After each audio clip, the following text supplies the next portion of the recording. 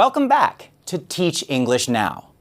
In today's lesson, we want to provide an overview of instructional design principles and a theory from an American educational psychologist named Robert Gagne, who gained a lot of insight in the 1940s and 50s by helping pilots learn how to quickly and accurately fly planes for the United States Air Force.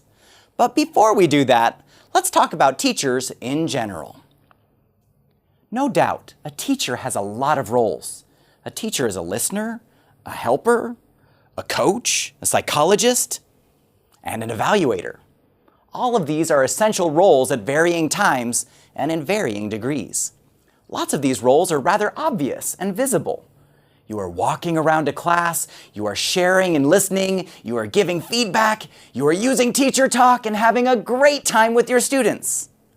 However, one of the most significant roles that a teacher can have is when they aren't with students at all.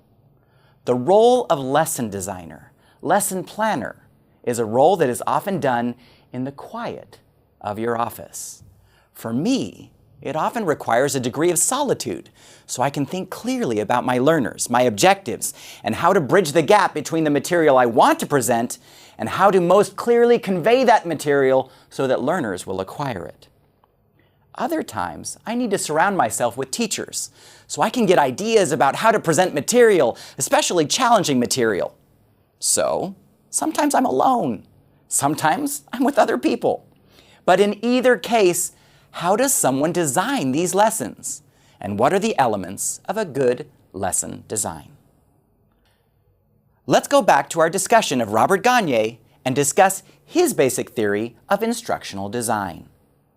This theory was influenced by both behaviorists and cognitive scientists, perhaps especially information processing theorists. With what you know about behaviorism and cognitive science from our second course, you can probably guess that Gagne created a rather systematic approach to instruction, and he noted 9 different learning events within his system.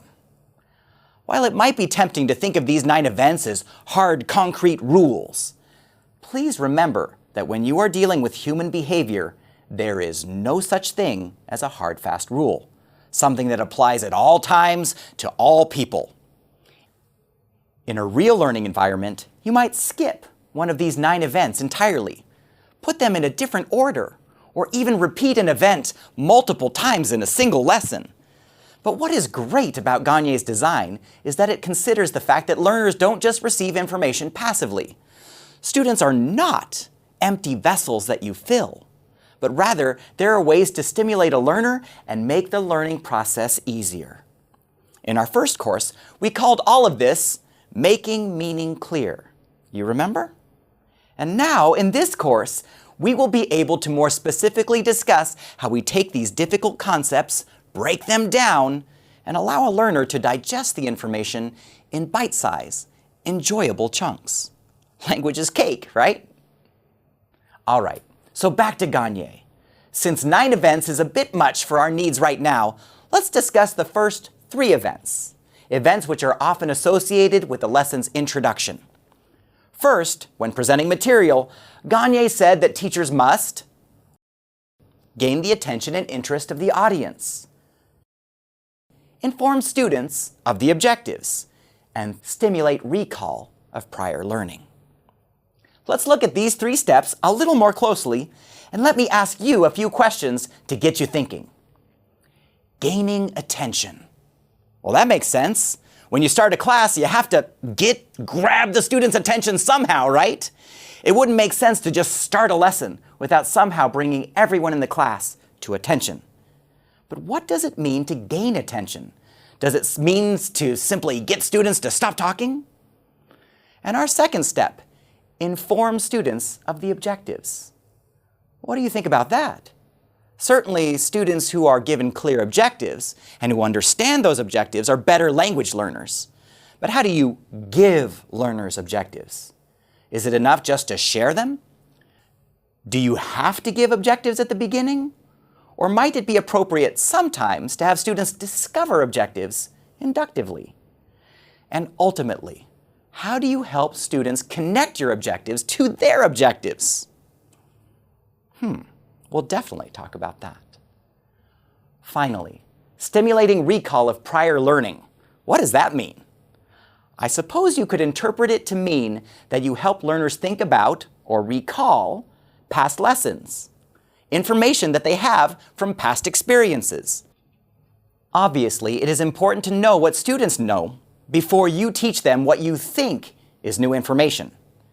I hate teaching concepts that have already been given, and students hate even more when they receive information they already know. So, definitely make sure you know what students know. You know? All right, 2 more things.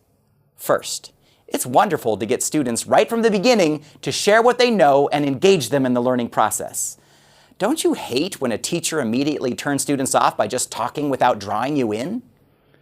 And second, stimulating background knowledge can assist you in choosing helpers. Helpers are, as you can probably guess from the word, the students who already know the material and can help others on a particular subject. So, all in all, stimulating recall seems like a great tool. But let me ask you some questions again. Do you stimulate recall in every single lesson? Is it something you do just at the beginning of a lesson? And do you stimulate recall by just asking questions? Or are there different techniques for stimulating background information? Okay, lots of information, lots of questions. These 3 steps are crucial to any lesson, but we are left with a lot of questions on how to actually get it done. And we will be spending a lot of time in our future modules answering these important questions.